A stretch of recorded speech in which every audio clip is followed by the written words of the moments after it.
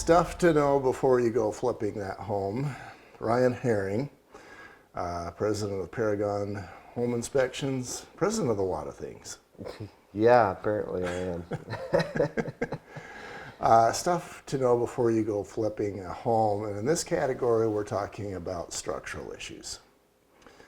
You know, I was on a structural inspection this morning, and sometimes the structural issues are extremely real. Mm-hmm. I have a very recent example of that. This morning it was much less so because there was cracks in the ceiling, and those turned out to be not structural, but because we didn't have enough insulation or ventilation in the attic.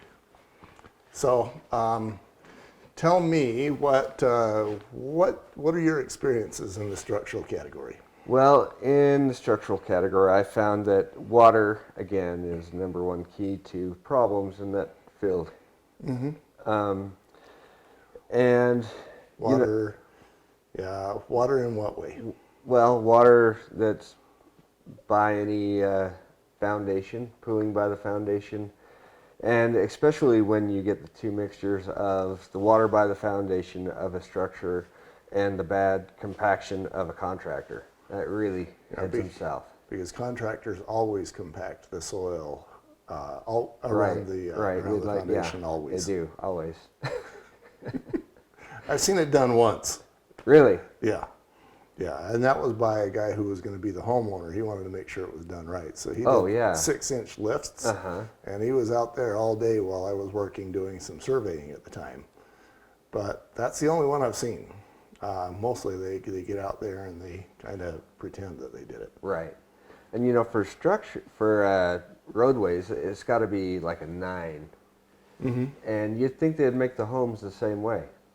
What do you mean by it's got to be like a 9? Well, the density of the soil where they compacted, it's got to be compacted to where they can put a radioactive box on it, and a density meter, and it gives the reading back as it's a density of 9. Okay, and when that doesn't happen, then the soil settles, you get water. And you get potholes on the road. Okay. And in the residential category, the soil near the foundation settles. You get water maybe from the rain gutters. Yeah. And then ugliness happens. Right. It happens all too often. So talk to me about some of your ugliness experiences. Well, one of them just happened a little while ago where I was doing an inspection and I did everything but the crawl space, and then I got into the crawl space.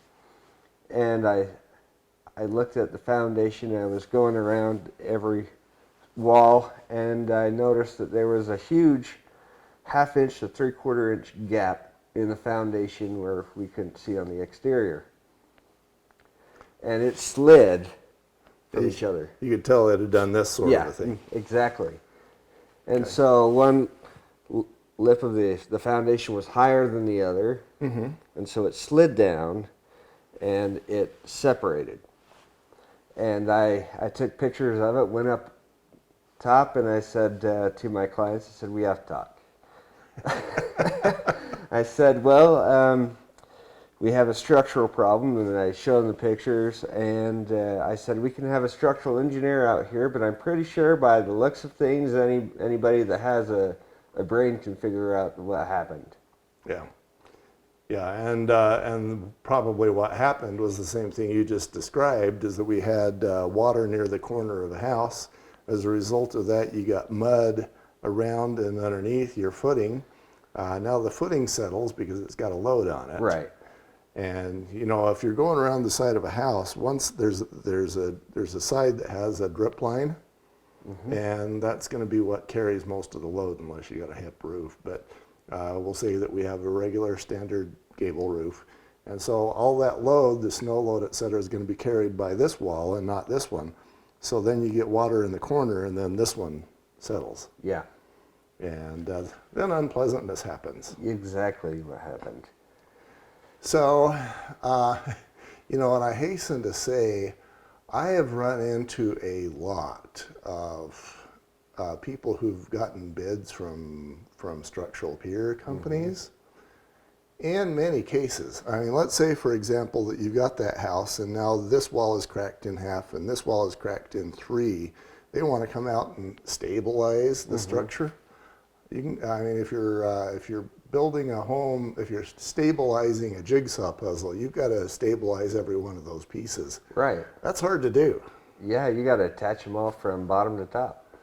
And, and so what I've found is that a lot of those guys, one of my favorite phrases is that if the only tool you've got is a hammer, then every problem looks like a nail. Yes. Those guys have one tool, and what they do is they stabilize homes, but it doesn't help if the home is already, I don't know, I want to call it a Humpty Dumpty wall. Let's call it a graham cracker wall. And it also doesn't help if the entire hillside is flowing down the hill. Those things will stabilize it vertically, but if the whole hillside's going that way, then the structural piers will just go that way with the rest of the house. It's like putting a pencil in the ground and pushing the dirt away. Pushing the dirt, yeah, good example. So I guess there's a couple things we ought to cover. One is, how do you know if the home that you're about to flip has structural issues? Let's start there. Okay. What's your experience? Well, a good way to recognize structural issues is, first of all, when we're doing an inspection, we make sure that the water is draining away from the home. Mm-hmm. And if we have water that's not draining away from the home. That's actually an answer to my second question, is what do we do about it? Oh, okay. And so then let's go to what do we do about it? What do we do about it? Well, there's, like you said, there's so many different variations of things. You just can't use a hammer for one fix-all. Yeah, I can try. Yeah, you could try. I hear the back side of those hammers makes a really good screwdriver. Oh, do they? Yeah, no. No. So there's many options depending on the structural crack and where it's located and what's happening with the home. And are you on a hill? Do you have bedrock down below? Yeah, a lot depends on, for example, the home we're in is on lake bed sediment, and that lake bed sediment is crap to build a home on. I did it anyway, but we made sure that our footings were very solid. We had lots of rebar. I had them put more in the downhill corners, etc. If you don't, maybe you're buying the home built in, the one I did this morning, that one was built in 1969. Yeah. That one's not going to have any rebar in it. No. And that one was actually, I want to call it a half circle, but it wasn't a full half circle. Really? If you've got a full circle being 360 degrees and a half circle being 180, this one was like 150. And it was especially interesting. They had the drawing of it in the basement. But if you've got that sort of a thing, you got movement all over the place. Yeah. But there was a downhill side, and that was showing a little more. Is there an uphill side to the story? Thank goodness they avoided the 70s by a year or two, because then it would have been that much worse. Somebody just had a good idea. They wanted to build a C-shaped home. And yeah, it was moving around. In this case, for her, it wasn't bad. We just didn't have good insulation or ventilation. So I guess the answer to your question, what do you do about it, is the first thing you do is get water away from your foundation. Yeah. And, that's, for me, based on my experience, that's usually about 95% of the solution. Mm-hmm. And if you have a condition where the home is settling down, not downhill, but just straight down, sometimes you can get that to happen. I ran into a home like that in Salt Lake City, where again, that was a very sediment sort of a soil, and one side of a room was like 3 inches down. You could put a marble here and it would roll, and by the time it got to the other side of the wall, it made a loud noise when it hit the wall. Like a 3% grade. And for that, and because the entire foundation had settled evenly and it wasn't in pieces, they were able to lift it properly. Oh, geez. And so they can lift it, or they can just stabilize it so that it doesn't get any worse. Okay. Problem with lifting it is if it's settled and it causes cracks, and then you fill in the cracks and then you lift it again, the material that is now in the cracks that should be empty Yeah. isn't, and that buckles everything. Right. So, and then in the category of how do you know if you're buying a home that's structurally damaged, I don't know that we can really give verbal advice on how to know that. I guess probably the best answer would be call somebody who knows. That's probably the best way to do it. But you also have to think, if you're buying a new home, baby the foundation. Keep water away from it all possible. Because within the first 15 years, your home's foundation of the structure is trying to find its footings, and it's settling. And it's trying, like I said, it's trying to find its footings. And so baby it for those first 15 years. Anything after those 15 years, it's not going to settle any longer as long as you don't add H2O. Yeah, it's less important, but you still got to not add H2O. Right.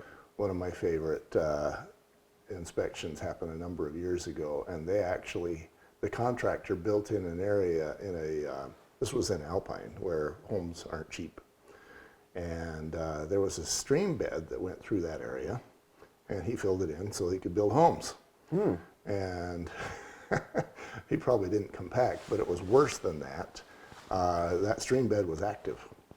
So as a couple of years go by, the stream still moves through that stream bed underground, and it washes soil out. And now you've got this divot that's a foot or two deep that goes right through the neighborhood. Holy smokes. And that wasn't a good thing for the people that lived there. So the Grand Canyon is being built through their neighborhood. Yeah. Okay. Yeah, each of those homes, they were upper end homes. In today's values, they probably would have been 8 to maybe $1 million. Not something you want to do. So, I guess the answer to the structural question on home flipping is, hairline cracks in concrete foundations can be tolerable, but you probably ought to find somebody who knows how to read a concrete crack and tell you what's going on. Agreed. We'll be right back.